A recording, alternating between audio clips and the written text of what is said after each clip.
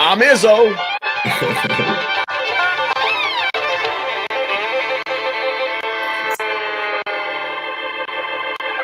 Well, we're coming to your city. Gonna play our guitars and sing you a country song. We'll all be flying higher than a jet airliner. And if you want a little bang in your yin yang, come along. Come on along and welcome aboard. Coming to you from the Golf Club at Eagle Point Studios. Jim Coyle with you here as always. Verdell Jones as well too. Verdell, how are you, sir? I'm good, sir. How you doing? Glad to be here. It's end of the week, so we got the weekend to look forward to. That means probably more fun basketball to watch. Tons last night to talk about. Lots going on. It's just that time of year. High school stuff is happening. The NCAA released their plan for contingency on replacement teams. So there's just all kinds of stuff going on, man. Basketball has been fun to watch. The Big Ten is getting really fun. There's games last night, but Michigan State and the stories in the Big Ten are both out of the state of Michigan, without question, Verdell. For sure. I mean, Michigan right now, you know, everyone's wondering how they're going to be after those weeks off, and man, it looks like they're still pretty dominant. They're definitely a favorite for the national championship this year. And Michigan State, man, I said it a couple of weeks ago on our show, you know, you can never count out those teams. It just seems that he always finds a way to get them going at the right time. And it seems like right now is the right time. The resume is looking a whole lot better. Big time wins the last few weeks. And it's just, and the Big Ten, man, is just a juggernaut. You know, you can never count any of those teams out. So I'm excited to see how the season finishes. Some big time games, like you say, coming up, especially for those top Big Ten teams. I was looking at the schedules for the Illinois, the Michigans. There's some big time games to wrap it up at the end of the year. So it's a fun time for sports.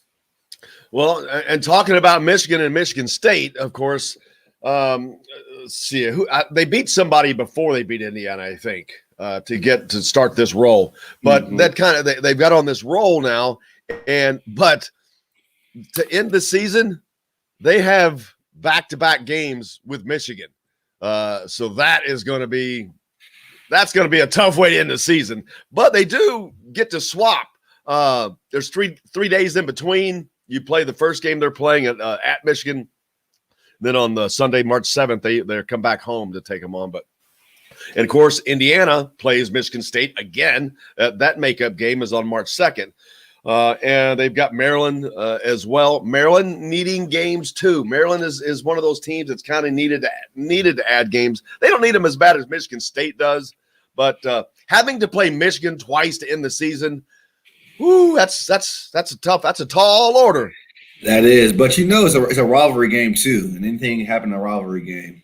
So you know, if Michigan State can go in there and split, I think that'd be huge for them. But I just don't see it happening. Michigan is playing out of their mind right now, and they look like a national contender to me. Yeah, how good does Michigan look? Especially both of these teams had a 2-week COVID pause, and we saw Michigan come off of that and take on and travel to Wisconsin and win that game handily. So that did not affect them. Saw Baylor come out of that COVID pause. They missed 5 games, and they took on one of the weakest teams in the Big 12, struggled mightily, ended up winning that game by 5, but they struggled. Big difference between how those teams came out of the COVID pause. Absolutely, and I think that all goes down to how they probably prepared during those 2 weeks. How did they attack the film sessions? Did they work out still? I'm not sure how things were for each of those teams, but there's definitely a tale of two stories when it comes to those teams and their COVID situation. Yeah, and I was talking about how to pull up their schedule because I remember they have a bunch of games that they have to make up because of that COVID situation. And I remember seeing it last night, and I'm like, oh, my gosh, that is going to be horrific because the Big 12 at the top, it's as tough as the Big 10. You just got a lot of good basketball teams there, whether it's Kansas, who has been resurgent, Texas Tech, Texas, They're just playing good basketball there right now, and they've got to play basically all of those guys coming up. Let's see. Their schedule ends with – they start with Kansas, number 17 Kansas, number 10 West Virginia, Oklahoma State, Texas Tech. That's their next 4 games. I mean, those are 4 tough teams. Oklahoma State has beaten all those guys. So if they can get through that deal undefeated, that they deserve that. But Gonzaga, I wish Gonzaga had to play a schedule as rugged as a Big 12 or a Big 10. I don't see them. I'm shocked. I'll be honest with you. I'm shocked at Baylor. Baylor has done this legitimately. Like, man, they have done this straight up getting challenged all season long. And that's impressive. I mean, that's impressive to what Indiana did back in 76. I was not old enough to really appreciate that team, so I'm not going to compare them and would never do that on this forum especially. But it's impressive seeing what they've done here, knowing they're doing this against good teams. Oh, yeah. They're doing it against, like you said, I mean, their next few games are against, top opponents, and that's just at the end of the season, not including at the beginning of the season, some of the games they had. But you know what? Watching in the beginning of the year, you saw how dangerous they could really be and how talented they really were, especially in that backcourt. I mean, they have some talented guys who can go get it. You know what I mean? And so I'm interested to see how they finish up. Like I said, it's a COVID year, man. It's a weird year. And so if you can bounce back during a layoff and still win out, like you said, I mean, that's a special team right there. Absolutely. The NCAA, I need to get over there, has released their contingency plan for replacement teams. Because with this COVID situation, that happened yesterday. It's for men's and women's on how they'll handle various scenarios relating if a team needs to withdraw from the tournament once the tournament starts. There's all kinds of situations in that, and I can't. It would be tough to relay them all, but it's going to be interesting to see how that comes into play, to see how it affects the tournament. There's just so many different things to look at, but you can't. You got to wait until the brackets finalized and released, and seeded and scheduled. There will be not. They don't have to reseed anybody, and the bracket is not gonna change. They're going to try to. It says make reasonable efforts will be made to ensure a full field is in place before the start of the championship. No replacement teams will be introduced after the championship begins. So that's which I don't know how you could have anyway. Every participating conference should have the opportunity for a minimum of one team in the championship. Blah, blah, blah. That's normal. You can find all this at thehoosier.com, but all that stuff's out. But that's out there. But Iowa's a team that starting to wonder a little bit about them. They were on the other end of that Michigan game last night. But the good thing I'll say about this, watching that game and watching Luka Garza, he was just pissed. He was furious. He was, and that's what you want to see. He had a horrible night.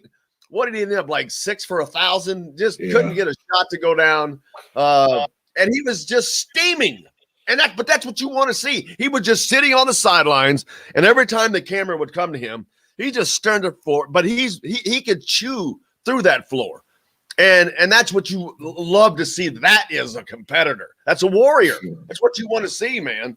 Because that was real. It was real.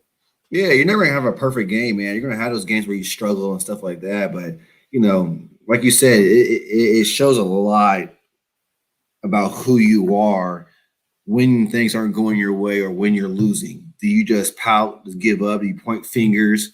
Or do you get angry? Do you get upset? Do you get mad? Do you want to do something about it?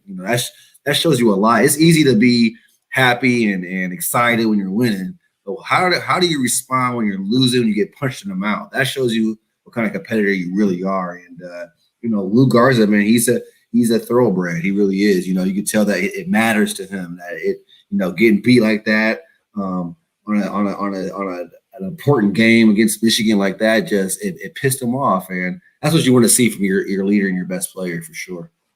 Absolutely, because that's just winning is what he came there to do, and anything less than that is not acceptable. Talking about Michigan earlier, I think Tim hit up and said, "Yeah, like Michigan needs more players. They have 3 McDonald's All-Americans coming in next year." Yeah, they're not the only one. I mean, Purdue, they're all getting better. I mean, teams are good teams get better. That's what happens. That's what drives programs. Absolutely. I think we all know that, so we don't need to relive that discussion. That's so. But everybody hitting us up on the Andy Moore Honda hotline. Go ahead. No, I was saying players see what Coach Howard is doing in Michigan, and it excites them. And that's what you want in your program. You want to have an exciting momentum going forward. That's how you could, like you say, continue to grow, continue to build your program. I mean, bringing in, Coach Beeline was a great coach, but he wasn't bringing in All-Americans like that, So to see Coach Howard coming in, winning almost out the gate like he has been, dominating this year like they have been, and then to see that they're bringing in McDonald's All-Americans in the coming years, that's scary for the Big Ten. I'm not gonna lie. I mean, Coach, he's not gonna leave Michigan. That's his alma mater. So he's there for the long run to build something special. And that's bad news for everyone else.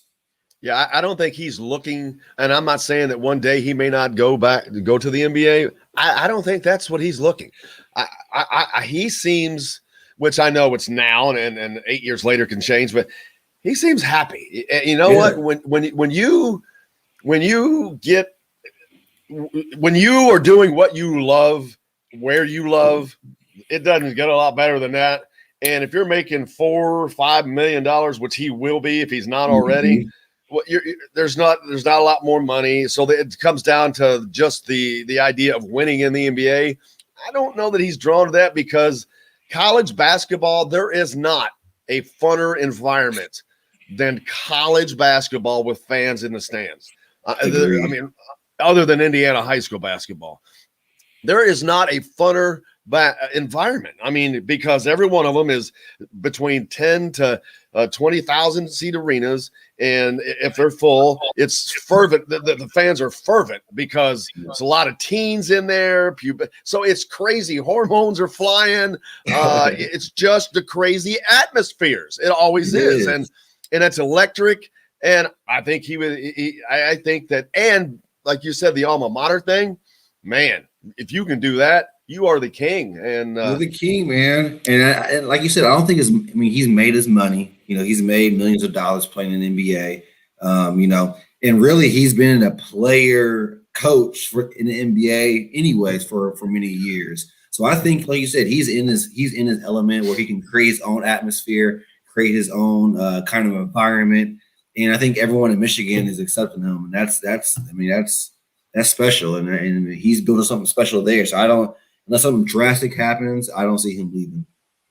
I agree with you, man. We got to hit a big break. Alec Lasley is going to join us from thehoosier.com, and we'll get caught up on anything recruiting-wise and all that. You're listening to us from the Golf Club Eagle Point Studios, brought to you by the great folks at Andy Moore Honda of Bloomington, who's having a 0% sales event that is going on for, 3 more days? What is today, the 25th? So you've got 26th. 26th. You got 2 days left, man.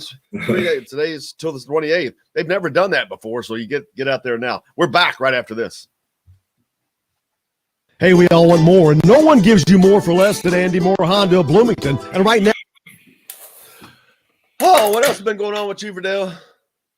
Man, find out about the firefighting thing on Sunday. So I'm excited about that. Getting my youth foundation, getting our AAU season stuff, getting ready to get started. So just trying to get stuff together. Before I forget, your AAU stuff, send that to me via email. Any of the information, I'll get it to Alec. He'll get a sticky thread on thehoosier.com for you. And that'd be awesome. It'll all be up there. That'd be awesome. Cool. Yep. So the weather's finally nice, so I'm happy about that. Snow's about gone. Man, it's pretty much all melted away, man. I had my first evening walk with the wife yesterday in about 4 months, and that was beautiful. So, I also want to make a announcement. If anyone is selling, we're looking to get a black Labrador puppy. So if anyone in Indiana has had a black lab puppy, this COVID situation has made it impossible to find puppies anywhere. I guarantee you, everybody wants a dog during the COVID situation, so we've been trying to find one. So, Alec Lasley, do you have a black lab puppy?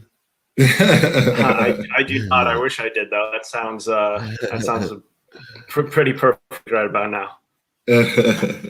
What do you want to talk about? Is there anything recruiting to talk about? There's nothing recruiting. I can tell you that much right now. But I mean, honestly, we have. I don't know how much you want to talk about the Rutgers game or anything like that, but if you just want to look ahead to Michigan, I don't know what you want to do. There's not a lot positive to talk about right now, but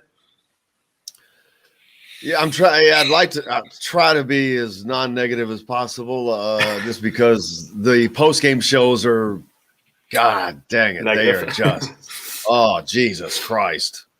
Yeah, it was brutal. I mean.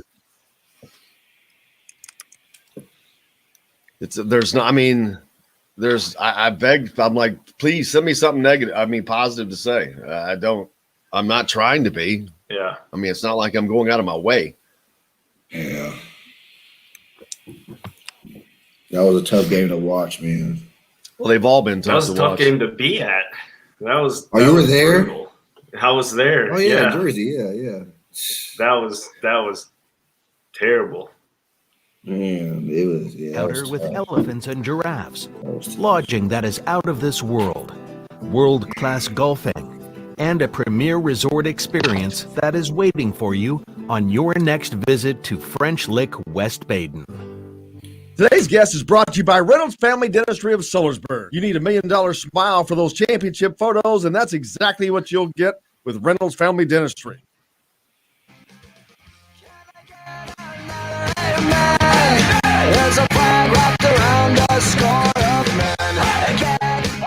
Welcome back. Coming to you from the Golf Club at Eagle Point Studios, brought to you by Andy Moore Honda Bloomington, Bloomington's #1 Honda dealer. Joining us now, Alec Lasley from thehoosier.com. Alec, how are you, sir? Good, guys. How are you doing? We are alive. Verdell's making the conversation fun and lively. And we're expecting you to do the same now, but unfortunately, we have to talk about a subject that's difficult. Indiana's most recent game, which we have not touched on yet, but up at Rutgers, as we had feared, Rutgers before had lost 5 straight and needed a get-right game, as we've all been affectionately calling it now. Todd Leary, I think he coined that phrase. But and now they had lost 4 straight this past time, I think. And once again, Indiana is there to let them get back on track. But it's not fun to watch, and it's just scary because you don't see a path for change. Yeah, I think being at the game and seeing it in person, it was tough because right when they were kind of teetering on that, kind of 9-10 point game, about 5 minutes into the second half there, and you could see that this was either going to be the make or break kind of next 4-minute segment for Indiana. I think I even tweeted something out about Archie Miller was basically just trying to will his team, just kind of saying, stay with it. And you could tell that either it was going to go really well or it was going to just fall off a cliff. And obviously it fell off a cliff, and we know what happened after that. But it was literally just watching a couple possessions after I think it was Christian Lander missed another layup to what would have been trim it to I think it was a 7-point game. So we would have trimmed that from a 9-point game to a 7-point game. Geo Baker came back and then hit a 3 the next possession right after that to push it back up to 12. Right after that, I think there may have been roughly 11 minutes left, but you could tell Indiana was now mentally just out of it. They had fought I mean, I don't know how hard they really fought, because just mentally they didn't seem to be in that game after Rutgers really punched them in the mouth in the first half, and so they really tried to do as much as they could for the first 5, 6, 7 minutes of the second half. But after that 5-point swing, whatever life that Indiana still had in that game was just completely taken out of them, and it was obviously really downhill after that. Verdell? Yeah. My question to you, Alex, being at the game, because no one else couldn't get the opportunity to be there, and during timeouts and half times, we're watching commercials.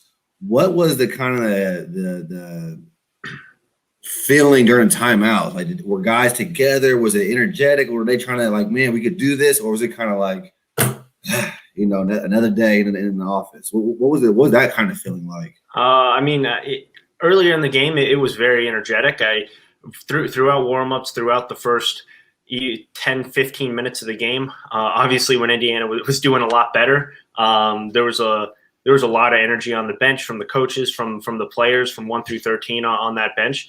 And as the game kind of wore on, though, you could tell, like I said, that just with kind of every punch that they really took, there was a little bit of life that was just kind of taken out, and it was more so kind of, here we go again mindset, instead of, all right, let's really dig in and let's find some way to just get a stop and get a bucket, because you know what can happen if you get a little confidence from 1 or 2 defensive stops or just 1 or 2 made buckets. And obviously a lot of people don't think a quick little 4-0 run does a whole lot, but that does a whole lot for confidence. Yeah. And just getting 2 stops and 2 made buckets can easily switch the game, which you saw Rutgers do in the first half.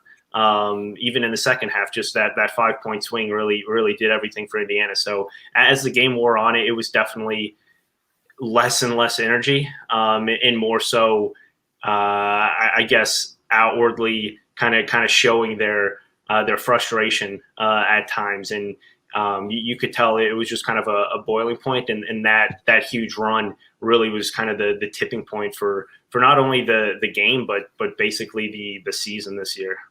Right. And that was the thing that I was worried about was, because, for anybody, when you go up 15 like that and then to go down like that going into halftime, it's going to take that leader or some real will to regroup at halftime. And I made a tweet saying, this is the time that you guys have to regroup and come out strong. And it kind of seem like they try to come out with a little bit of energy, and Rutgers just kept punching them in the mouth. And after a while, it seemed like they were just like, all right, let's just get through the game, and that's what kind of was frustrating to watch, at least from my end.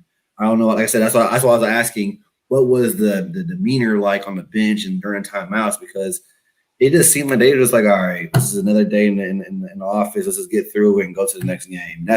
That to me is what was just so discouraging about the Rutgers game. Well, there's 2 instances, Alec, that you can actually talk about, because being there, seeing both of them, the first one with Jerome Hunter and the other one, I think, with Christian Lander, that were impactful, and talk about both of those individually.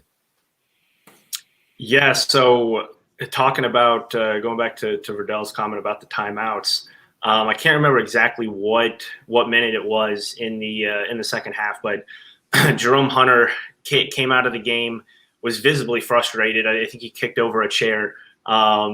Just as, tensions obviously running high after really not being able to do anything. This was in kind of the middle of, I think it was an 8-minute stretch without a field goal for the Hoosiers. So obviously when that happens, you're going to be frustrated. He came out, and then it looked like Archie Miller was obviously talking to him while the game was going on, and he was pointing to some place on the floor. It may have been probably about either a specific assignment that he missed, more so on the offensive end, one shot that he missed, and then that kind of boiled over a little bit more into once play started again, after a timeout, Jerome actually left the floor and started walking back to the tunnel.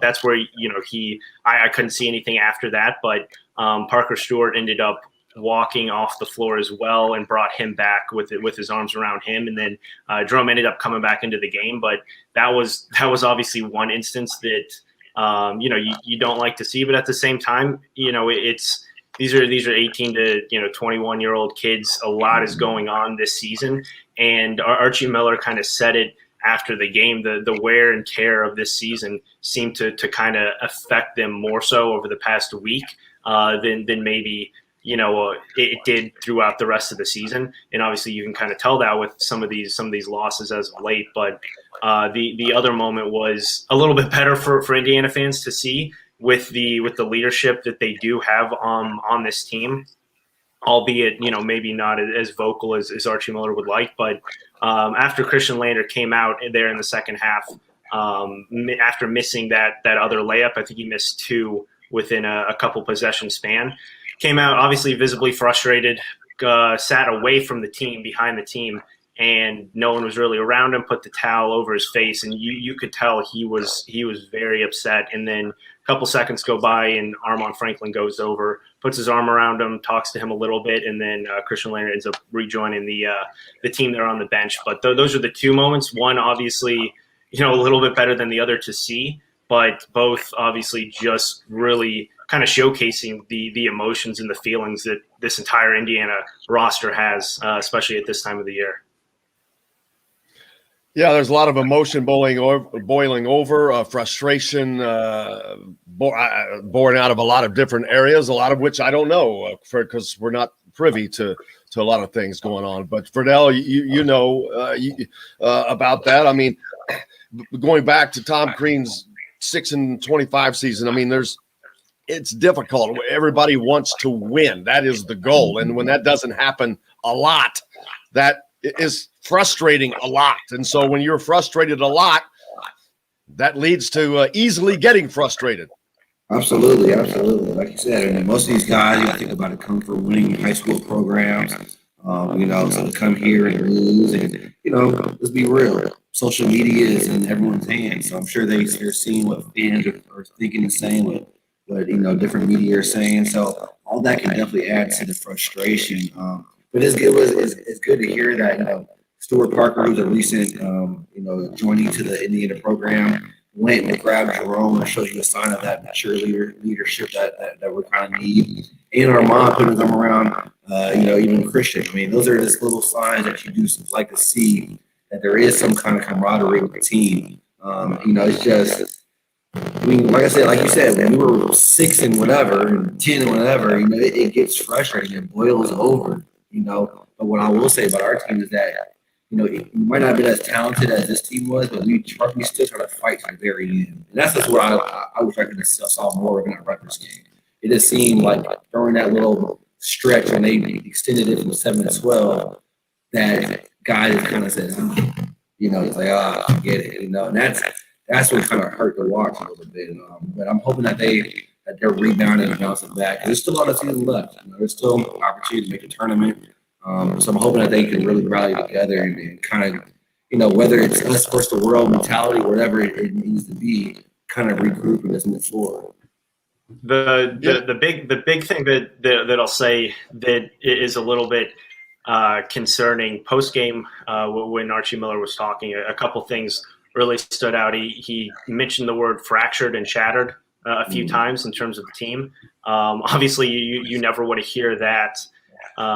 Especially this late in the season, but also the one thing that was also pretty concerning is he said he still needs to find or allow guys to kind of grow into their roles and have more confidence in their roles. That's not something you still want to be figuring out, February 25th, 26th with 3 games left in the regular season. That's something that, the best teams in every single conference, that's something that happens in December.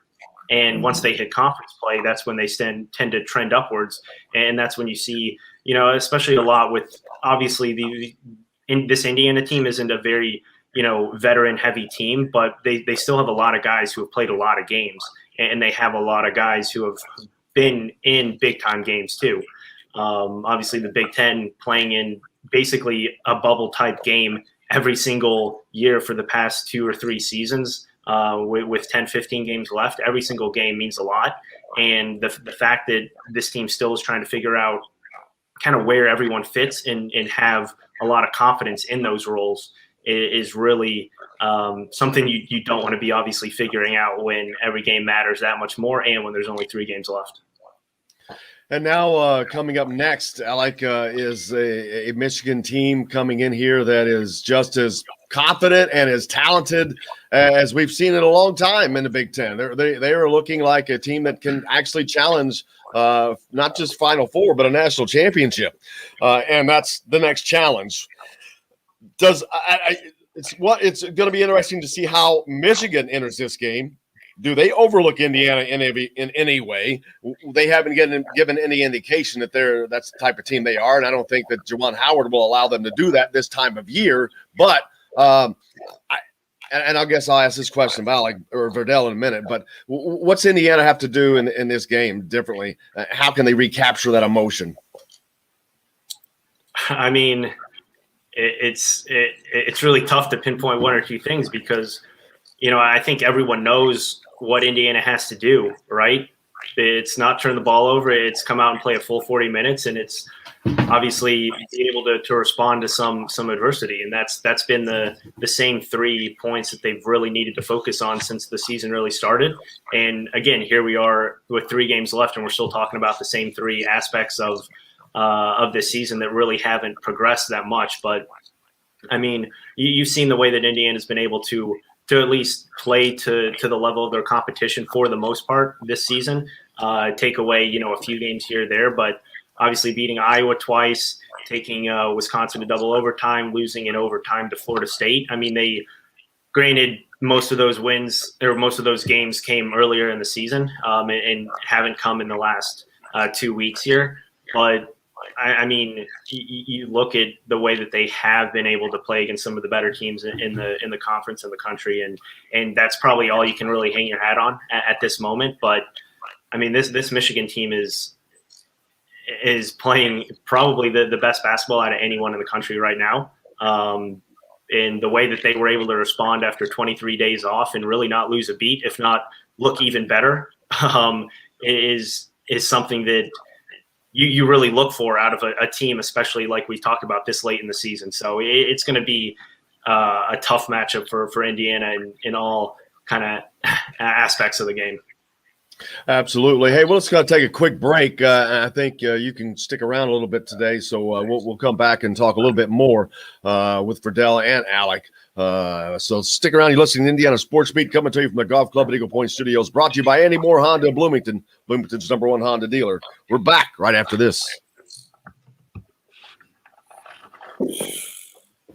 Destination. Verdell, I think you need to go out and come back in. Your microphone is okay. Buggy. Let me try. Or your connection.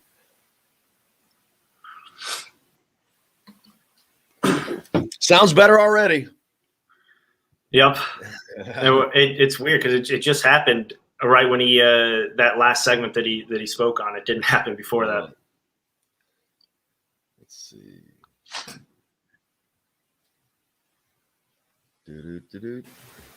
Yeah, better. Oh, look, that's Yep. magical. It's magical when it does that stuff. Stupid. Technology is great and stupid at the same time. Man, I promise. Let's see. Somebody said hello. Ryan in Michigan says hello, Verdell. Okay. Yeah, and also I don't want to be critical after the Rutgers game because it was just obviously everyone and their mom was saying negative things, man, but it was just when a game that important for your postseason hopes is right there. I wish they had a little more fight. I mean, it's one thing to be 6-25 and you're gonna be about 40 by Wisconsin. It's all like, all right, the season's done anyways. When you have 2 scholarship players, though, it's a little different. Exactly, for sure. But when you're fighting for that playoff berth, and man, the wheels just fell off, man. It was tough. Yeah, that would be to be on that team. That would be hard, but maybe the challenge every night is what you live on. Yeah, I mean, is that what it is? That's what kind of motivated us, at least. I was going to say, is that, I mean, because you got to find something. Sure, yeah, I'm sure. Obviously, I can't really speak to that like you can, but like I feel like also trying to be part of a program turnaround is a little bit is something to kind of drive you instead of kind of where they are right now, which is, obviously when Archie Miller took over, it was entirely different than when Tom Crean took over the program. So at least you had that drive to really be part of that turnaround, which is yeah, I know. We don't need to get you down that road right now. I've been very good today, and I'm going to stay good today. Bloomington, more means more. One thing more we selection, was, more we savings. can talk about it a little bit more is Come see us at Armand the Franklin, Andy if Moore he's able Honda to go now or in not. Bloomington. Really? This segment is brought to you by Bubba's 33 in Clarksville. Pizza, burgers, beer.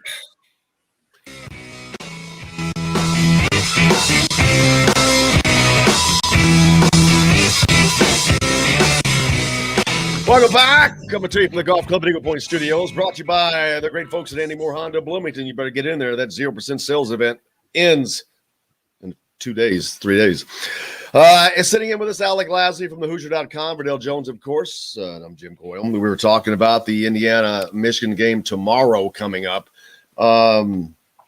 Something that Alec mentioned in the break is Armand Franklin and whether or not he's going to be able to go. And if he can't go, and what's been going on with the guards, that's troubling. That's another thing, Verdell, we have to talk about. But that would be a huge blow to not have Armand Franklin on the floor, just from a confidence standpoint, I think. Yeah, absolutely. Yeah, absolutely. I mean, you look at obviously what he's been able to do for the majority of the season. Even if you look back to that Iowa game, even when he was 1 for 9 before that game winner, he still brings that confidence and that ability to not only create shots for himself that Indiana really has kind of struggled with, but he just kind of brings that confidence on both ends of the floor as a kind of big, physical defender on the defensive side of the ball, but then also that kind of physical player on the offensive end who can kind of go get his own, create a little bit, and also get to the line and do a couple different things. So if he's not able to go, obviously a tough matchup regardless, but especially if he's not able to go, that's going to put Indiana behind the 8 ball even more. And he's a threat too. He's a threat that you have to respect. When he's in the game, whether he's 1 for 9 or 9 for 9, he's someone that can go get a bucket and be a threat on the floor, and it just changes the way that the Indiana offense looks. I think it makes things a lot more easier for Al. By the way, I think Al's been playing very aggressive, has really responded as a player here at late. Man, I'm super proud of what he's been doing. But when you have both of those guys on the floor at the same time, it creates easier buckets for Trace and guys like that. And so if he's out, man, it gives you a kind of a different look. But I hope someone can step up. I hope he's able to play first and foremost. But even then, I hope that if he is playing, that he's playing healthy. I'm a testament. Do not try to play if you're barely walking, because when you retire, it's even worse. So I'm hoping first and foremost that he can play and play healthy. But he's just a different aspect on the floor when he's off. And I think that's what kind of hurt us even in the second half against Rutgers, is that when he didn't play, you didn't have to really focus on him anymore. You just focused on one or two other guys, and it made it a lot more tough for those guys to score. Yeah, and so now they're missing talent, and some of this is something that comes to mind right now. Justin Smith comes to mind. His Arkansas team. He's already done one thing that his classmates have not done, and that's get into the top 20. But he's going to do something else more importantly. He's going to play in the NCAA tournament this year because he transferred. And he is a big part of that. So for him, he definitely made the right decision, but he's flourishing in that system. It seems, I mean, by flourishing, I mean, he's a successful part of it. and seems to be happy there. So, whatever happened here, I wasn't in there, and he seemed to be, part of the problem here, but he's part of the answer there. So that brings up a whole set of questions.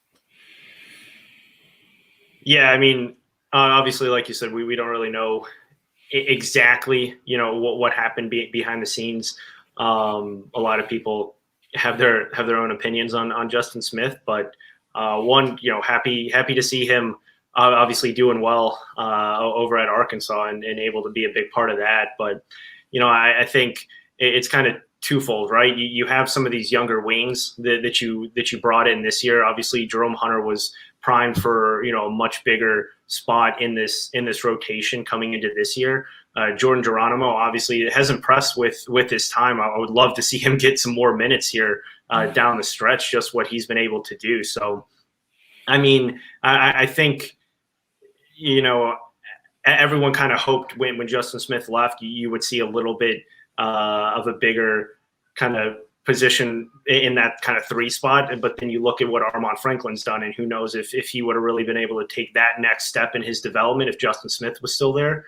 Who knows if Race Thompson would have been able to do that too. So, I mean, there's a lot of different ways you can look at this. Obviously, it doesn't, just on the whole outside looking in, it doesn't look like it helped Indiana at this point with him moving on. But, I mean, you look at, like I said, the development of some of these other players, and that probably wouldn't have been there if Justin Smith was still on the roster. Verdell. Yeah, I think piggyback off what Alex said, when guys leave, it creates an opening for other guys to develop.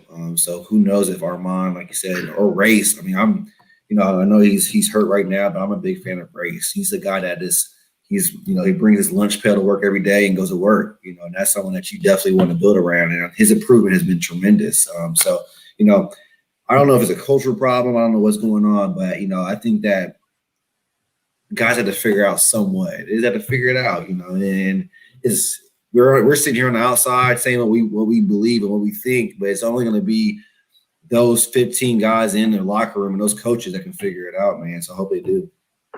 And just look just real quick, yeah, and just looking ahead to obviously next year, regardless of what kind of that roster looks like, I think we can all agree that not only Armaan Franklin but Race Thompson are going to be huge parts of either the team's success or however next year's team actually kind of develops, but those are going to be the 2 backbones of the team, and you really love to have all that experience of them really shouldering a lot of the load offensively and defensively, and even as leaders this year moving to next year. So again, there's so many ways to kind of look at it, but I think at the end of the day, getting some of these younger guys a lot more minutes and a lot more experience will help, even if you're not seeing it this year. Verdell, this is a question that as an athlete, every game you go into, I know you're going in to win. From the outside, we look at the Indiana-Michigan game with Indiana having no chance to win. This is Buster Douglas, Mike Tyson. But as we all know, Buster Douglas ended up beating Mike Tyson, which shocked all of us. I'm not expecting that. Of course, you never expect it. But if you going into a game like that, if it turns out to be the case, and you're 10 minutes in and you're really getting handed to you, you got to get something out of that game. What do you do from there? Do you continue to fight a losing fight that really doesn't gain any traction? Or do you try to do something that gains you something for the next game, for tomorrow, to gain something? Where's the balance there? The definition of insanity is continue doing the same thing and expecting different results. So if you're getting smacked, you know what I mean, why not switch it up? So try something different, try a different, whether it's a lineup, different kind of motion, whatever it is, and then try to build forward. Like I said, the season to me is not over, but my mindset is beat Michigan, let's prepare to beat Michigan, whatever it takes. No one expected us to beat Kentucky, go in there and with the mindset like, hey, this is our game. This is the chance. If we beat Michigan, guess what? We're in the tournament. That's what I be preaching these next 24 hours, that we are going to beat Michigan. And, you know, no one else in the room, I believe it. But if you're to continue to project that confidence, man, who knows what happens? At the end of the day, we can sit here all day long and give our predictions. But tomorrow, at whatever time the game is, both teams have to lace them up and play.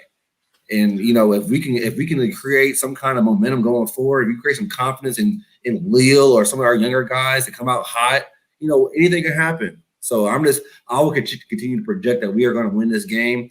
Now, if we come out and we're getting smacked in the mouth early and those starters or guys that we depend on aren't responding, then I would, like I said, give guys like Geronimo and guys like that an opportunity to come in and compete and play. And whoever is wanting to compete and play, that's what gets the minutes the rest of the game.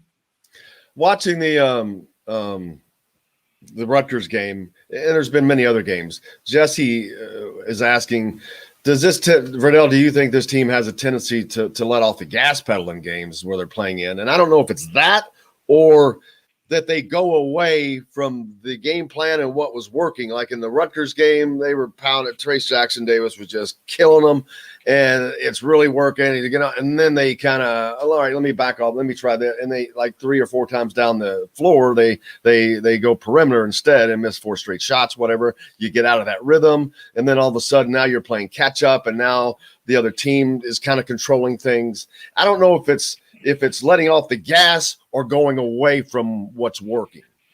I think it's a little mixture of a lot of different things. But at the same time, the Big Ten has a lot of great coaches that make adjustments. So when adjustments are made and they're trying to double down on Trace, then you'll have guys trying to shoot threes. And if those threes aren't falling, and that's when the confidence and all those things start to have a big factor, man. So, you know, you got to make adjustments. You really do. India doesn't seem to have a plan B, though, Alec. They don't seem to have that next plan to go to. It's like, well, this is what Archie has said. This is who we are, because we've asked about change and all that stuff, and this is who we are. So they don't seem to have a plan B, which that's a big problem.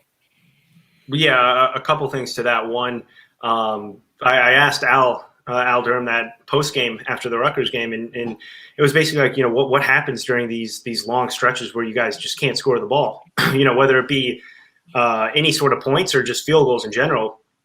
And is it kind of more so what the defense is doing, or is it more so, you know, you guys actually kind of pressing once you miss a shot and just not being as patient? And obviously, you said it's a mixture of both, but I think, you know, once this Indiana team really starts to miss some shots, they really do start to press, right? Because they have kind of the reputation of not being great shooters, even though they have shot the ball a lot better the second half of the season here.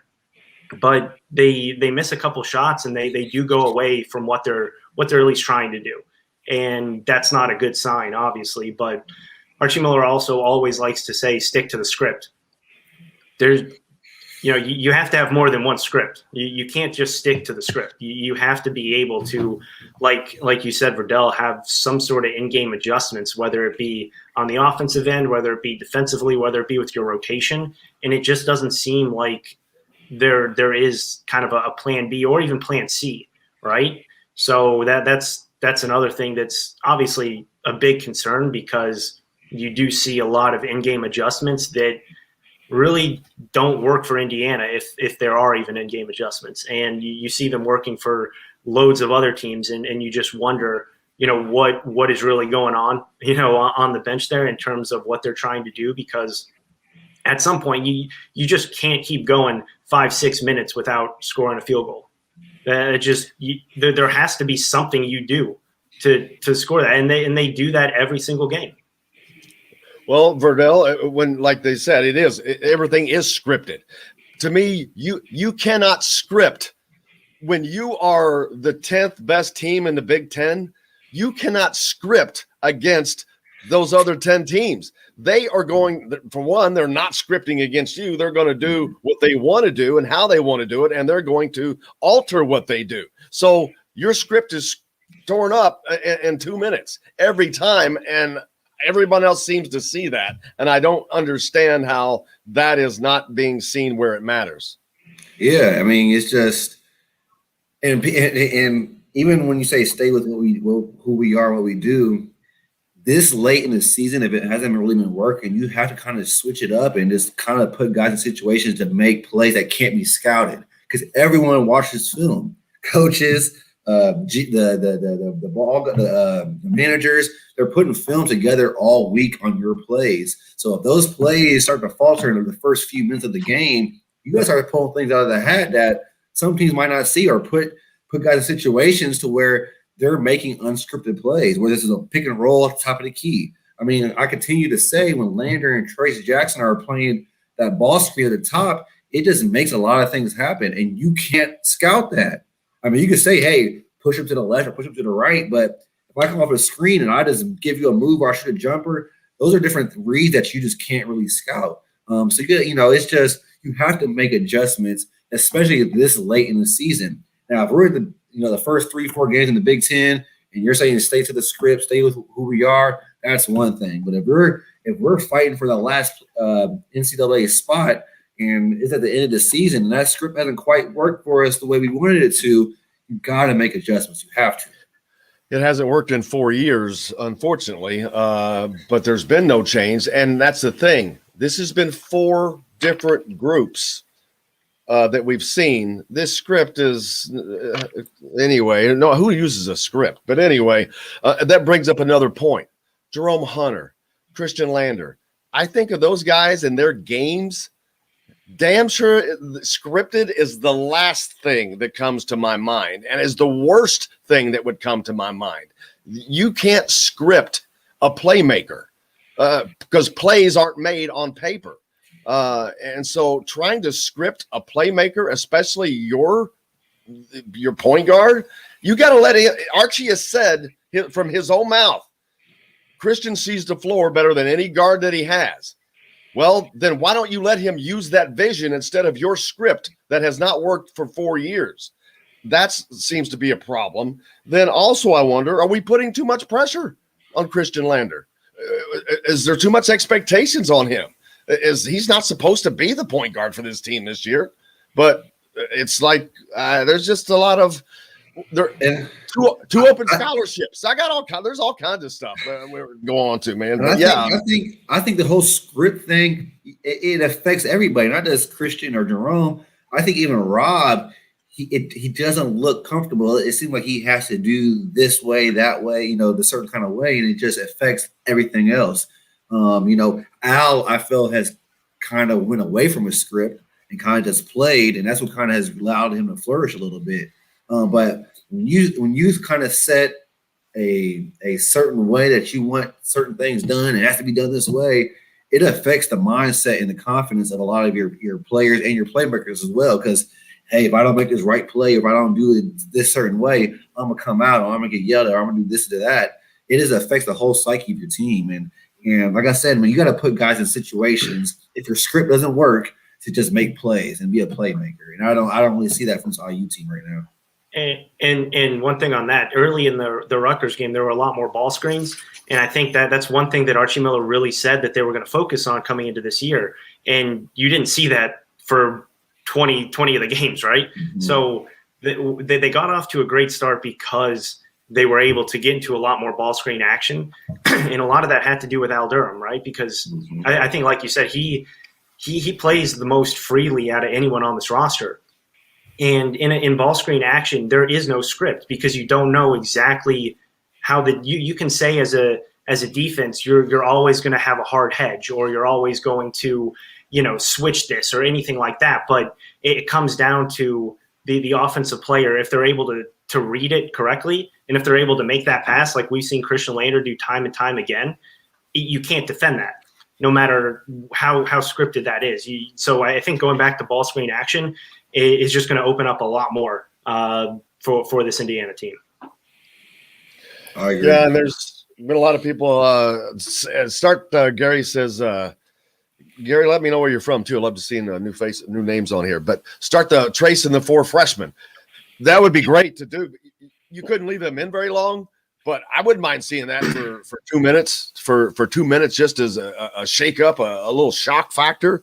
But just something, just try to experiment. You've got to, I mean, Archie has got, but I say this, but he doesn't. He does because he does nothing changes. So, but I would think that you get to a point to where you're not making the tournament, but what are you gaining for next year? I mean, that's the thing. He always is playing for today, but he's never getting anywhere. So he's never playing for tomorrow. So he never gets to tomorrow. Always playing for today, but they always seem to be spinning their wheels today.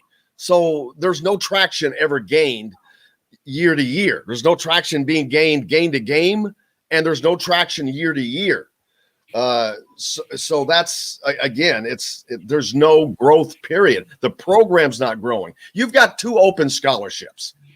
That's baloney. I mean, who the hell carries 2 open scholarships? You've got needs right now. You're depending on 4 freshmen because you've got 2 open scholarships. And this was not the first year they had an open scholarship. That's because you're not getting the people to fill those scholarships. So there's multiple issues of why this team is the way it is and the problems that they have. But I just it's a multi-layered thing, Verdell. There's no doubt about that. One thing I'd like to see. I doubt it's going to happen, but I'd love to see move Al to kind of that point guard spot. You just said move something. Handler. That's not happening. I can say and then just allow Christian Laettner to play off the ball a little bit more. Allow him to kind of use his playmaking and kind of that secondary ball handling role. See what happens, because obviously that point guard position is really struggled right now for anyone who's been there. But at least Al kind of has that ability to kind of make plays off of the dribble. And he's shown that he has at least, above average to at least average vision where he can make some plays off of ball screen action too. So allow him to kind of take that ball handling responsibility and see if you can spark anything from Christian Laettner, focus more on a kind of scoring mindset instead of let's focus on setting the offense up, because obviously that hasn't really worked as well as obviously people were hoping. Yeah, we got to take a quick break. I'm not sure if AJ's joining us today or not. We'll find out, but we're here regardless. We'll be back with more of it from the Golf Club at Eagle Point Studios, brought to you by the great folks at Andy Moore Honda of Bloomington, Bloomington's #1 Honda dealer, with a 0% sales event going on for a couple more days and in this month. You better get in there. More to your door from AndyMooreHonda.com. We're back with more right after this. Hey, we all want more, and no one gives you more for less than Andy Moore Honda of Bloomington. And right now, I forgot to text AJ earlier. I don't know. Not sure if he's at school all the time. He always has to come home, I think, because his Wi-Fi sucks where he is, or he can't get on the Wi-Fi.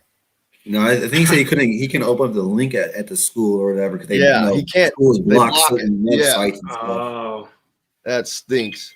Yeah, I remember those days. Right. Couldn't get off Facebook.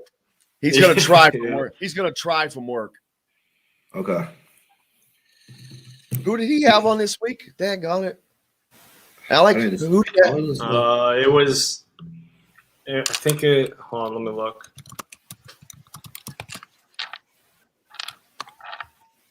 Jimenez. Wasn't it Luke Jimenez? Yep. Yeah. When I used to have that he? same problem when I was at school. I used What's to that? download a VPN to get around it. Yeah.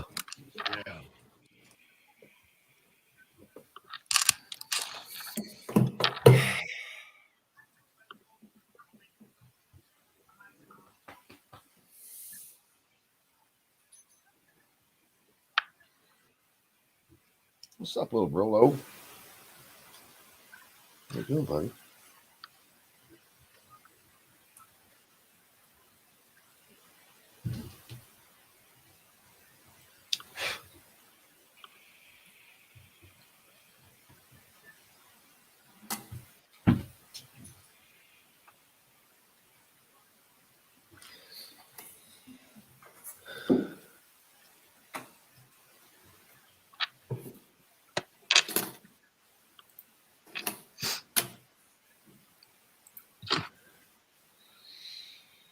Hello, Leon in Arkansas.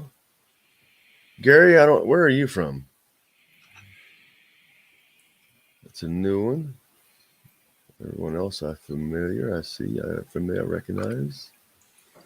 Did you guys watch that Michigan State game last night? Of course. Also a little bit of it. They're There's those teams, man. You can't count them out. You can't. I Dude. said that before the Indiana game, man. I was like, man, I knew they were going to knock somebody off. I didn't know they were going to go on a run like this. But yeah, they've got to, like I said, they've got to end the season with 2 games against Michigan, and I don't know. I mean, he could. Well, I'm trying to tell you, if anyone's going to beat Michigan, it's going to be Michigan State. I'm trying to tell you. Right. Tom Izzo and the rivalry. Rivalry is just shots at it. Yeah. It'll be a very, very, very physical game. I promise you that. Waiting for you on your next visit to French Lick, West Baden. Today's guest is brought to you by Reynolds Family Dentistry of Solersburg. You need $1 million smile for those championship photos, and that's exactly what you'll get with Reynolds Family Dentistry.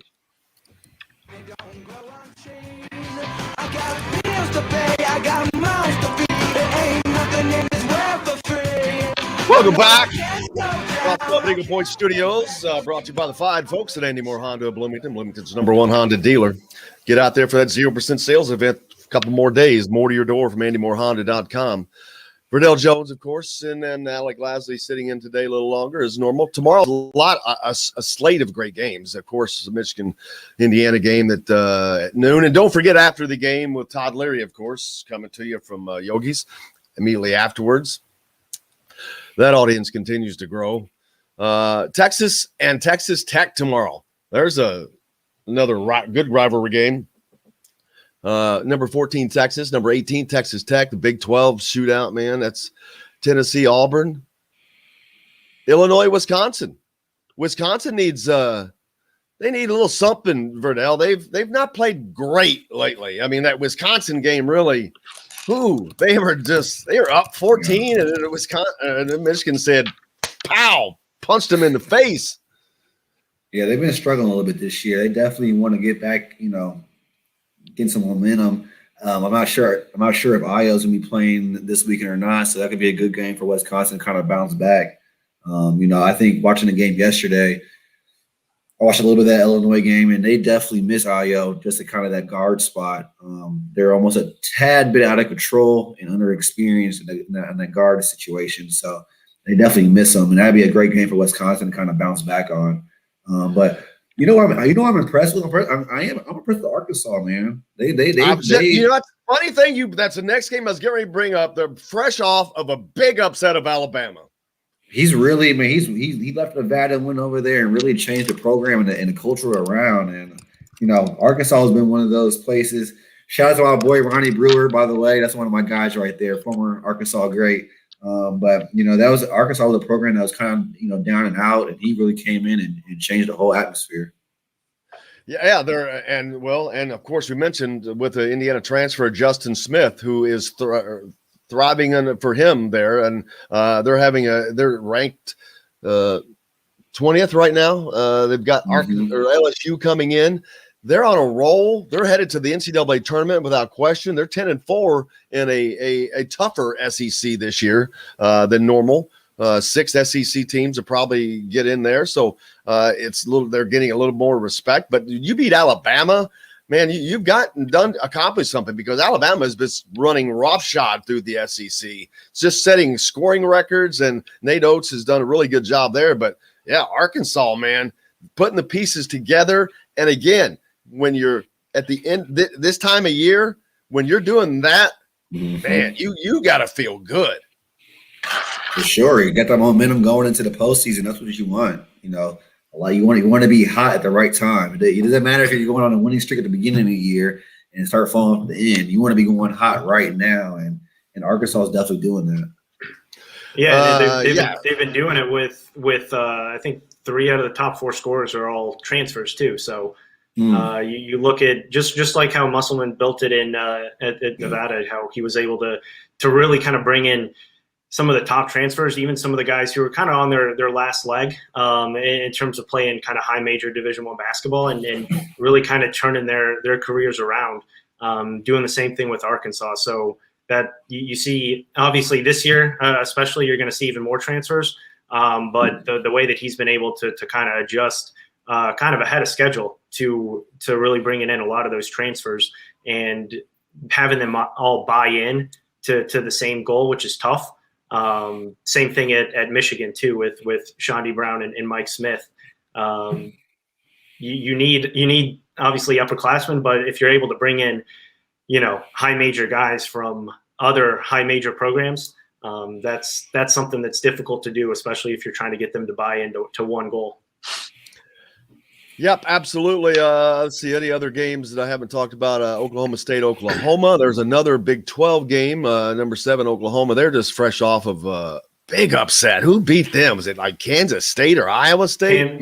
Kansas State. Yeah. Oh my God, Kansas State is one of the worst teams. They're now 3-13 in the Big 12 after that win. That is a horrible loss. For that's a seed that cost you a seed line loss there in the tournament. And I think I saw that Kansas State was now the first team since '93 to lose to a Division II opponent, but also knock off a top 5 team the same year, which they did. Yeah, so that just shows you what kind of loss that was for Oklahoma there. A familiar team to Indiana, Florida State. They traveled to North Carolina. They're number 11. Florida State's number 11 and looking pretty good. If Indiana could have gotten that win, that would have made it a little bit easier towards the end of the season. Of course, they shouldn't be in this position to begin with, but little things like that got away, they'll definitely look back at. Yeah, you always look back at the end of the season and be like, those games, right? One possession here or there could change the whole outlook. And not just that game. There's quite a few games that you look back at Indiana this year that we should have won. The Illinois game is the one that always sticks out to me.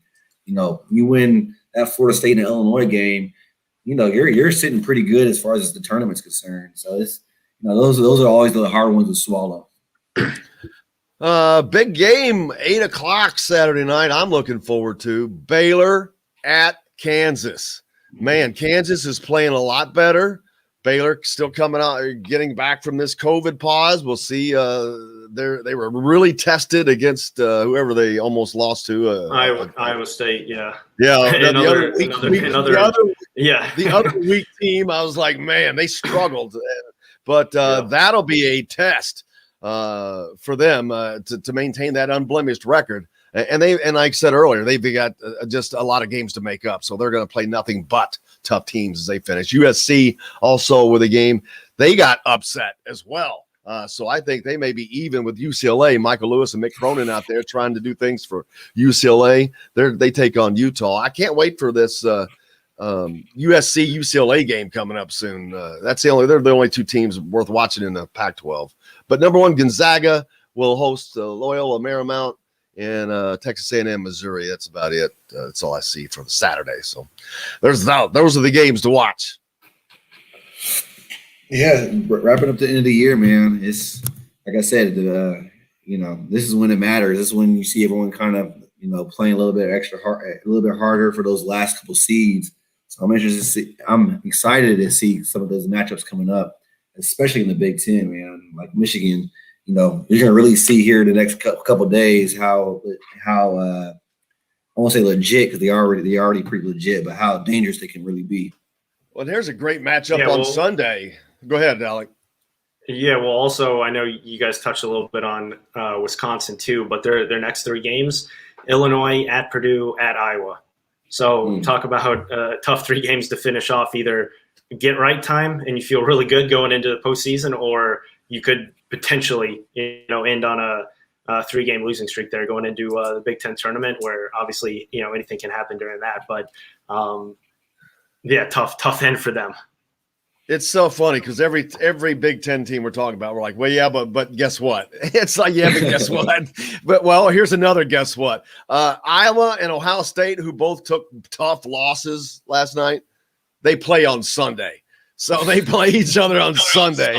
So one of those 2 teams is going to have 2 tough losses in a row. That's an emotional punch in the gut. And the game's at Ohio State. we saw Luke Garza, like I said earlier in the show, he was just pissed the whole time because he had a horrible game. But that's going to be a really good game there. That's the I guess the second and third best teams in arguably in the Big Ten right now. Maybe, I don't know. We'll see. I guess that is for second place right now. We'll see. Yeah, Ohio State's I would. they're trying to go ahead, Alec. Go ahead. Yeah, I was going to say Ohio State. Obviously, if you include that Michigan loss too, that'd be 3 in a row for them this weekend if they were to lose to Iowa. So I have more faith in Ohio State in the long run than I do Iowa. Just their whole makeup, their ability to really play a full 40 minutes and defend and just play kind of that gritty, not super pretty type of basketball that I think everyone was hoping Indiana could kind of embrace. I tend to have a little bit more faith in Ohio State down the stretch here than Iowa. Verdell. Ohio State, they're playing, I think they're still trying to, I don't know if they're going to get that one seed like they wanted in the tournament, but they're still trying to fight for that one seed. So I agree. I think they're going to come out super motivated, and they're talented too. I think they're going to come out and punch Iowa in the mouth. But I think Garza, he's going to come out very fired up. Like Jim was saying, he looked pissed off last game. So that's what you want to see out of your one of your best players. You want to see losing mean that much to him, and I think you'll see him respond for sure. So it's talking about pissed off. So did Chris Holtman in the game last night when he got ready to talk about that, man. Yeah. That was the very next thing. He gets tossed. He was flipping mad for a long time. It wasn't over. It wasn't like for a couple of minute thing. Once it happened, it was over. It was the rest of the night, and you don't see that out of him much. But and it's warranted. The officiating, Verdell, is really it's terrible. I mean, and it's stupid. I've talked about it earlier in the week with Mike DeCourcy. This damn block charge call. I'm sick and tired of it. I am sick and tired of an offensive guy moving. He's moving at full speed, and a defender can get there a split second before. And I don't even care if it's bull crap. You should have it. It's got to go to the NBA. You've got to give the offensive guy a pad. You cannot expect him to just stop on a dime. It's a horse crap thing. And to me, they're really looking to give the charge call more than anything. They're looking to reward the defender, and it's crapping on the game.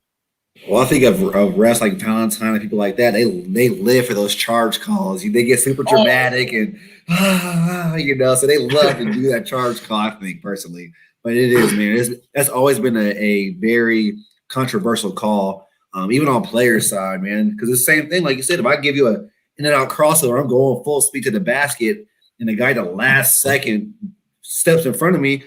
What am I gonna do? You know what I mean? I can't just stop, and do a spin in the air around them. It's impossible. So that's a call that needs to be fixed. But the Big Ten officiating, I can say it now. I'm not a player. Has always been horse crap, man. I couldn't stand majority of the Big Ten officials. I promise you. We'll talk more when we come back. Take a quick break. We'll talk more about Holtman. Man, he was furious, but his team responded to that though. But that and lots more. We'll hit the text. A lot of messages on here as well. Back to the Golf Club at Eagle Point Studios right after this. Brought to you by Andy Moore Honda of Bloomington. Hey, we all want more. No one gives you more for less than Andy Moore Honda of Bloomington. And right now,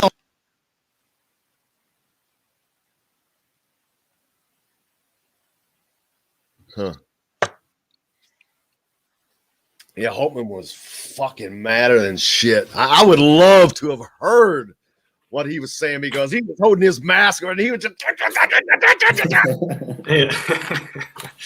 what was that one? He screwed him at the end of the game. They fouled the crap out of was it Washington? Rocket Watts? Oh, just broke his arm, and I'm like, are you kidding me? That's a game tying call. They're horrible. No, and they were calling ticky tack crap, and then they're letting. Then it looked like the WWE under there.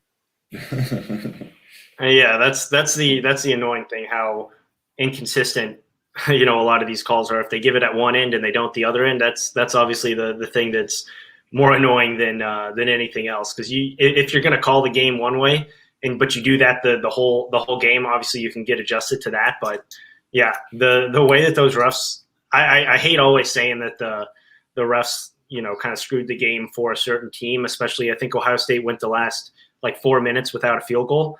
But at the same time, there were a lot of calls that went against Ohio State that were pretty iffy.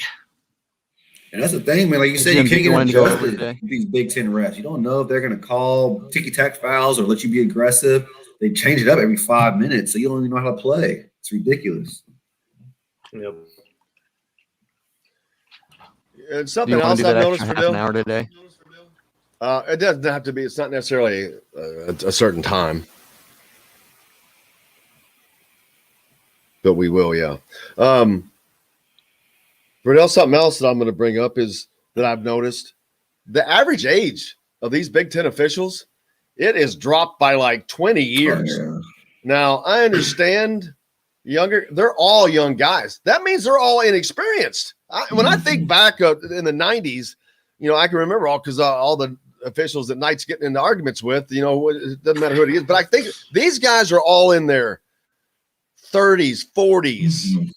Easy, and mostly in 40s probably. They've done high school and junior college, and they moved up. These guys today, it's like they just take them into a program, and that's bull crap. They're not learning. They're just not learning, and they don't learn the nuances. I think it's across the board. For not just the Big Ten, it's across the NCAA and even NBA too. You see a lot of the young NBA refs. There's actually quite a few NBA refs that were in the G League when I was playing, and they were terrible then, So they got to figure out a better program or some kind of, step program to where you go through different stages. Because I think a lot of them are inexperienced, and a lot of them ref emotionally too. It's just all over the place, man.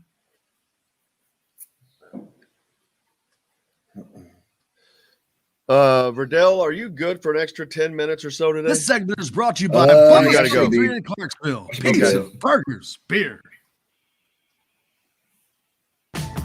Sometimes a certain smell will take me back to when I was young. How come I'm never able to identify where it's coming from? I'd make a candle out of it if I ever found it. Try to sell it, never sell out of it. I probably only sell one. My brother. Welcome back. It's Golf Club of Eagle Point Studios here on this Friday. Hope you're ready for a big weekend. Andy Moore Honda Bloomington's having a 0% sales event in the next couple of days until the end of the month. Get more to your door with AndyMooreHonda.com. One of the things that came to my mind, Verdell, as I'm watching these games, is the officials across in the Big Ten. Maybe was what I was thinking of, but as I'm watching, these guys are all young looking now. When I think back in the 90s, when I was in college in the 80s, these guys were in their late 30s and 40s. These were veteran guys that had done high school games. Some of them I remember seeing in high school, doing high school games when I was younger. But junior college, whatever, and you move up. Today, it's like they put them in some program and stick them out there. They don't seem to have a flow of the game, an understanding of the game. There's no, relationship with the coach is not that kind of a relationship, but even a respectful relationship. It seems it's like they're just, it's befuddling. Yeah, it's definitely a different crew, man. You really don't see too many of even when I was playing, the same kind of guys that were reffing. And before that, you had guys who were in the Big Ten for 15, 20 years who, like you said, created a relationship, a working relationship with the coaches and the teams. And I think that helped, refs understand how certain teams played, allowed teams to be themselves. It's hard now to even get even kind of a flow in the game because you don't really know how a ref is going to, officiate the game. Is he going to allow it to be super aggressive and physical, or is it allowed to be ticky-tack? It seems like every 5 minutes it changes the way they control the game. And for a player and for a coach, that's frustrating. How do I coach my team to be aggressive if the first 5 minutes, you allow them to be, physical, and then the second 5 minutes you call in every little ticky-tack foul. It's a hard system to kind of go around, and I'm interested to see how the process is now as far as the refs, because you're right, it used to be kind of a system where you slowly but surely elevated your way up to the Big Ten, but now it seems like they just put you in a Big Ten program, show you a few games online, and kick you out there, and then I think it affects the style of the game. Did you know the names of any refs when you were playing? I mean, I would say everyone knew Valentine. Besides Teddy. You knew certain guys. But I mean, I never knew everyone's name. I just knew their faces, and I knew if I knew he was roughing this game, I knew I'm about to get I'm about to get a lot of ticky-tack fouls, or I know I'm gonna get hammered this whole game, and nothing's gonna be called. So. You kind of get a familiarity with certain refs who ref certain games. But today, you can't do that. You just don't know what to expect each game. Yeah, I mean, it was a different era. I mean, you kind of knew. I mean, because even the fans really at Hightower, those guys. Yeah. Gary hit us up. Steve Wellmer, Ed Hightower. There's plenty of others. Yep. There was a guy that lived in Columbus. I can't think of his name right now. I knew him. Daggone, I can't think of his name. But these guys were all, they were allowed to stay until, that's not, I just don't, it's like they've gotten rid of everybody and have been able to start everybody at the same age. It's like weird. It's like they all look like robots out there almost, not completely, but then you got the crowd favorites, Bo Borowski and guys like that. But then there are usually guys that get officials that get reputations in leagues, Alec, and well, of course, Ted Valentine. That's famous. But but like Verdell is saying, you got as a player, Verdell, you got to know how to play a different. You have, like we're talking about coaches making adjustments. It's hard as a player, but you kind of got to make an adjustment if you've got this official who does this, right? Yeah, you got to. You definitely do. I mean, when you warm up in the game, you see who walks out, out of the locker room going to officiate. You are automatically kind of know how the game is going to be, and that's half the battle when you're trying to prepare for a game is knowing how the officials are going to ref the game. You got to be able to know, all right. Hey, they're going to let you guys play today, so make sure you're fighting through the fatigue, fighting through the contact, fighting through the hand check. Those are all little nuances of the game that you got to help prepare for. Yeah, and over the past probably maybe 5 years, I mean, you're seeing different crews now jump from one conference to the next, which wasn't a huge thing probably 10, 15 years ago.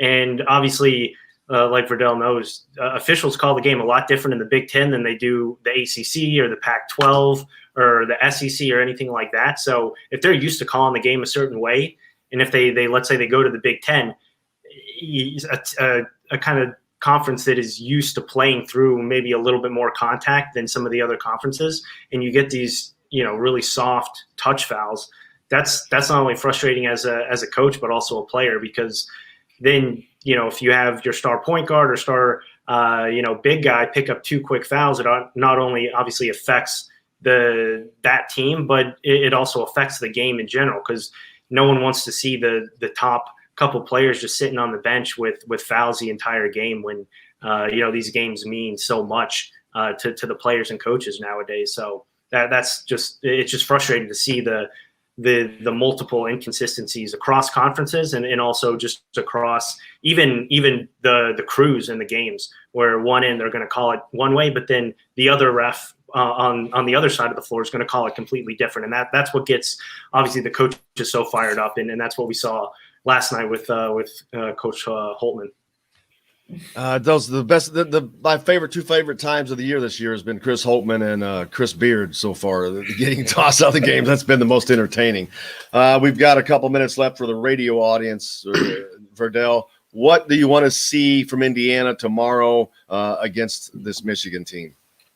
Pride. That's what I want to see, man. Go out there and fight with some pride. Fight for that Indiana legacy that's on the front of your jersey, and fight for the postseason. It's not over yet, The despite what everyone's saying, what everyone thinks, you have opportunity to still play in the tournament, and that's what you should be fighting for. So let's fight with energy, fight for pride, and fight for don't fight for the fans, don't fight for the media, don't fight for anyone else. Fight for those guys who are sitting next to you in that locker room. Alec, what are you expecting to come out, the matchups? Yeah, I mean, one thing that I wish we talked about a little bit more, which I kind of just forgot about, this is IU's last home game of the season too.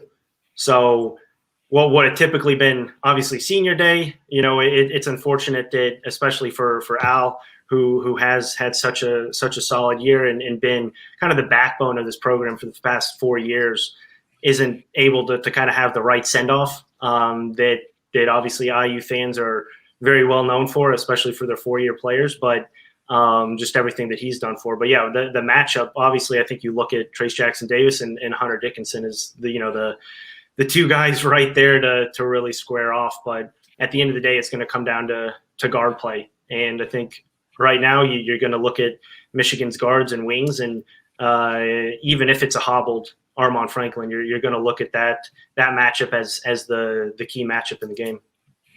Yeah, as we've seen, Trace Jackson-Davis can continue to do that, but he's got to have some help. As we saw against Michigan State, that did not work out. A great game from Trace Jackson-Davis, but he has got to have help around him. And who's going to step up, whether it's going to be Jerome Hunter or will Armand Franklin be able to go? Rob Fennessy, another guy that we've talked about, haven't talked about today, but he's been kind of MIA a lot this year, and that just can't happen. He's one of the team's veterans, and if they're going to do anything, you cannot have your veterans disappearing for games on end, and that's what's been the case for him. For our radio audience, we're going to go away. If you're listening on the podcast, of course, you can hear a little bit more on the overtime period. But thanks to everybody, of course. The biggest thanks goes to Verdell Jones, as the star of today's show, and Alec Lasley. Thanks for joining us as well, Verdell. I hope you have a big weekend as always. Yes, sir. It's a nice weather out, so I'm going to enjoy some of it. Alec, you as well. And for the rest of you listening on radio, go out, have yourselves a great day. Continue to wear your mask. Please do something nice for somebody. And until after the game with Todd Leary on Saturday, I will see you on the radio.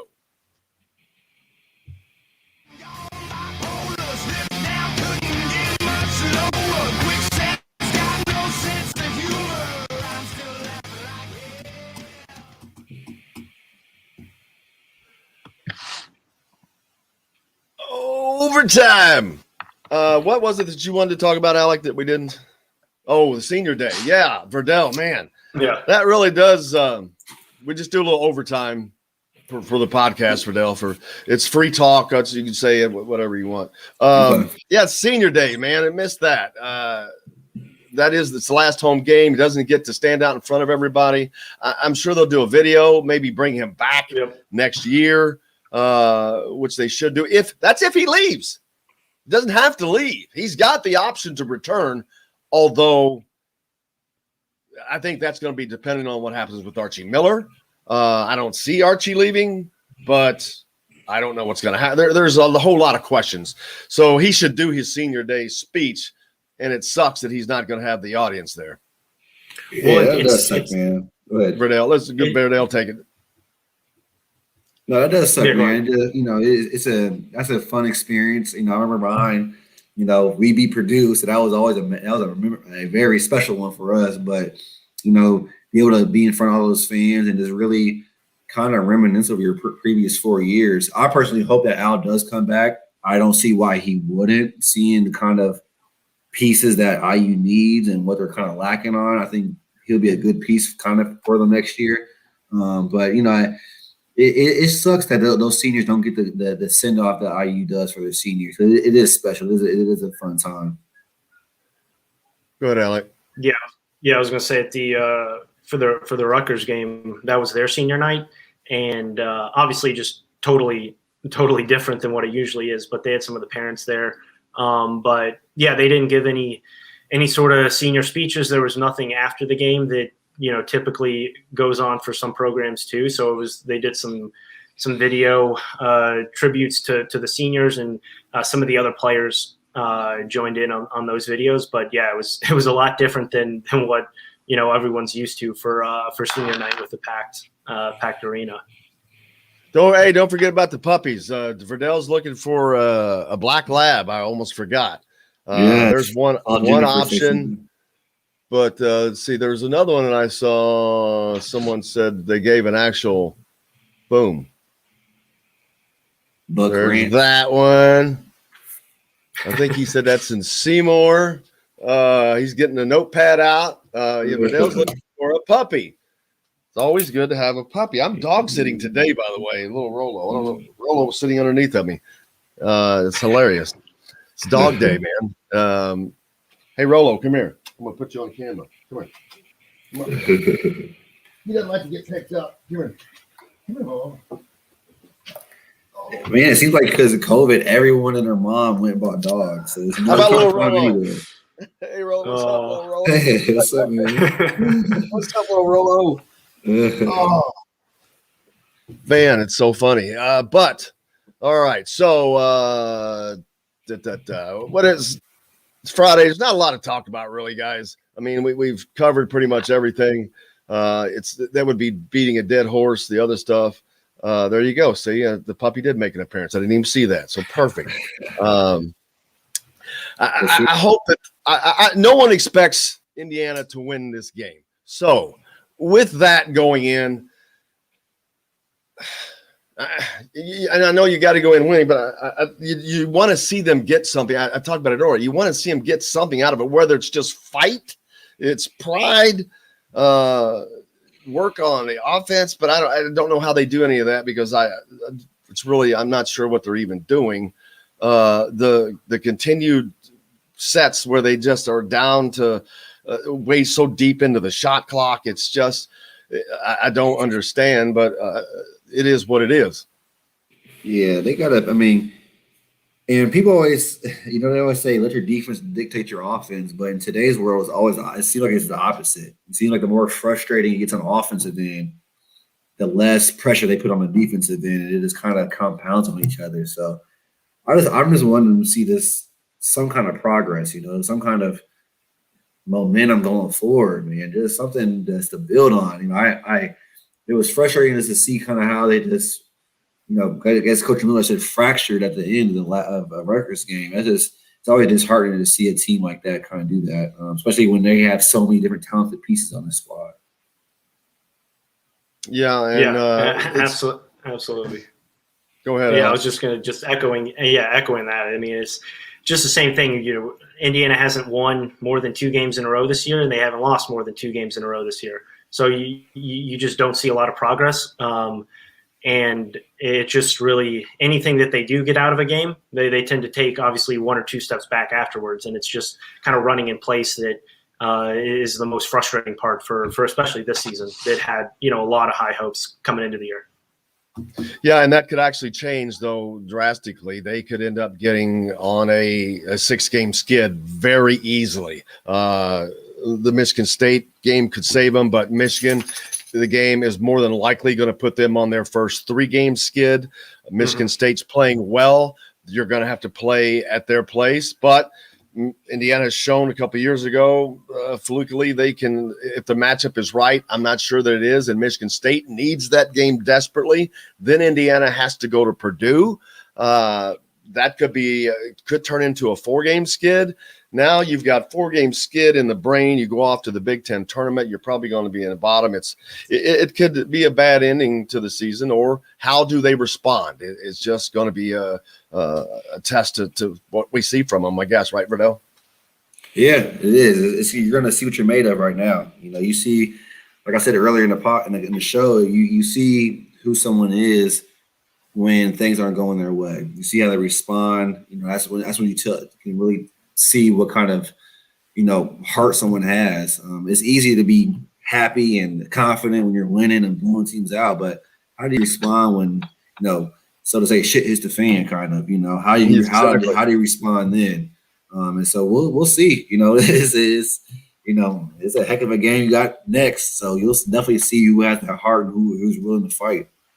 Yep. The guys, thank you very much. I hope you have a great weekend. Verdell, plans, fun. I hope you get to have fun. Go out and have some more walks as the weather gets nicer.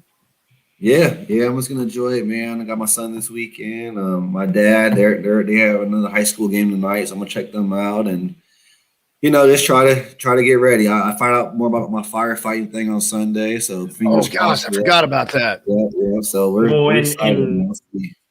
One thing on that, we'll have a story up probably Sunday, Sunday or Monday about Verdell and everything he's doing in the community, everything he's doing, life after IU, because obviously he's doing a lot of good stuff out there. So that'll be up on the site in the next couple of days too.